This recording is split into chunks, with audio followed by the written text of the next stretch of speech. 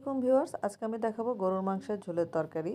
এ ধরনের গরুর মাংস খিচুড়ি, সাদা ভাত, পোলাও সব কিছুর সাথেই খেতে ভালো লাগে। আমি বাড়িতে নিয়েছি 1 কেজির মতো গরুর মাংস। ছোট সাইজের দেশি রসুন নিয়েছি 5টি, আদা পেস্ট নিয়েছি 2 টেবিল চামচ, 1.5 টেবিল চামচ নিয়েছি ধনিয়ার গুঁড়া, 1 চামচ নিয়েছি জিরার গুঁড়া, গরম মশলা নিয়েছি 1.5 চামচ, লবণ স্বাদ মতো, মরিচের গুঁড়া স্বাদ মতো, 1 চামচের মতো হলুদের গুঁড়া, দিচ্ছি হাফ বাটের মতো টক দই, ফ্যাটানো টক দই, দিচ্ছি টমেটো সসের 2টা মিনি প্যাক, দিয়ে দিচ্ছি বিশেষ ইনগ্রিডিয়েন্টস সরিষার তেল, দিয়ে মাখিয়ে প্রায় ঘন্টাখানিকের মতো রেখে দেবো।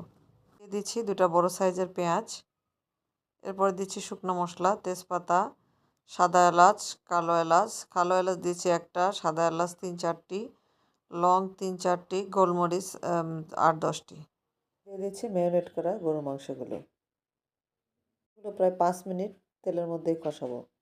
কষানো হয়ে গেলে সিদ্ধ হওয়ার জন্য দিয়ে দিচ্ছি গরম পানি, এরপর ঢাকা দিয়ে দিচ্ছি এবং ওয়েট করব সিদ্ধ হওয়া পর্যন্ত।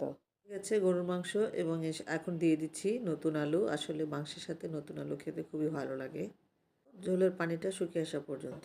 ঝোলের পানিটা শুকিয়ে আসছে, এখন দিয়ে দিচ্ছি কাঁচামরিচ এবং ঝোলের জন্য সামান্য একটু গরম পানি, দিচ্ছি ভেজে রাখা জিরা ও গোলমরিচের গুঁড়া, দিয়ে ঢাকা দিয়ে দেব। একবার এই অসম্ভব মজার গরুর মাংসের তরকারি একবার রান্না করে দেখবেন।